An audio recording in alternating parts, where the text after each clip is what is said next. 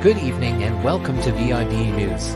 Coming up on our broadcast tonight, the latest updates on the major stories making headlines across the nation and around the world. First, we have breaking developments on the ongoing conflict in Rafah.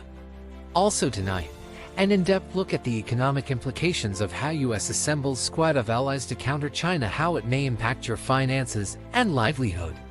Our team of expert analysts breaks it all down. And in a v.i.b.e. News exclusive investigation, we expose that you'll want to see.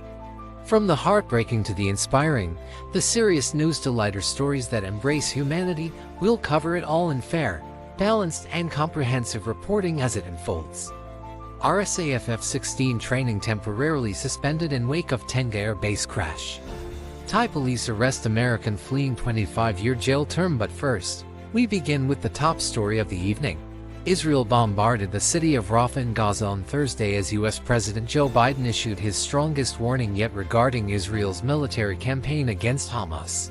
Biden vowed to halt arms transfers to Israel if it proceeds with a planned ground offensive into the southern Gaza city of Rafah. Despite international opposition, Israel has already sent tanks into Rafah and conducted targeted raids there, claiming the city harbors Hamas's remaining battalions, though it is also densely populated with displaced Palestinian civilians. Singapore's military defense ministry has halted training flights for its F-16 fighter jets following a crash during a regular training mission yesterday. This safety measure will stay in effect until investigations determine it's safe to resume. Thankfully, the pilot ejected safely before the crash and is recovering in stable condition. They were highly experienced, with over 2,000 hours of F-16 flight time. Authorities are conducting a thorough investigation. The United States is forming a coalition of allies, referred to as a Squad, to counterbalance China's growing influence. However, the Philippines has cautioned that this U.S.-led effort could potentially undermine its autonomy and sovereignty. Manila expressed concerns about being manipulated by the United States, likening the situation to the Ukrainization of their nation, implying they could become embroiled in conflicts not of their own making, similar to Ukraine's current predicament. The Philippine government seems wary of the U.S. assembling this squad of allies, fearing it could compromise their ability to chart an independent course and maintain control over their foreign policy decisions vis-a-vis China. Gu Zhou-song, Dean of the ASEAN Research Institute of Hainan Tropical Ocean University, told the Global Times on Sunday that the forming of the new anti-China squad poses a significant challenge to the historically cordial relations between China and ASEAN. Over the years, the China-ASEAN relationship has continually developed in the political, economic, and cultural spheres, bringing tangible benefits to both sides. Both parties cherish peace and stability in the region and should work to preserve it, Gu said. Gu Zhou-song, Dean of the ASEAN Research Institute of Hainan Tropical Ocean University, told the Global Times on Sunday that the forming of the new anti-China squad poses a significant challenge to the historically cordial relations between China and ASEAN. Over the years, the China-ASEAN relationship has continually developed in the political, economic, and cultural spheres, bringing tangible benefits to both sides.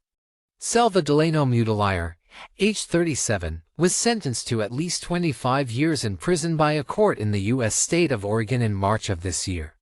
According to a statement from Thai police, he was convicted on 11 counts, including strangulation and coercion. After being released on parole, Mutilayer fled to Thailand where he lived for over 3 months, frequently changing hotels and apartments to avoid detection. On Friday, Mutilayer was apprehended at a condominium in Bangkok after the U.S. Federal Bureau of Investigation requested assistance from Thai authorities. He now faces extradition proceedings.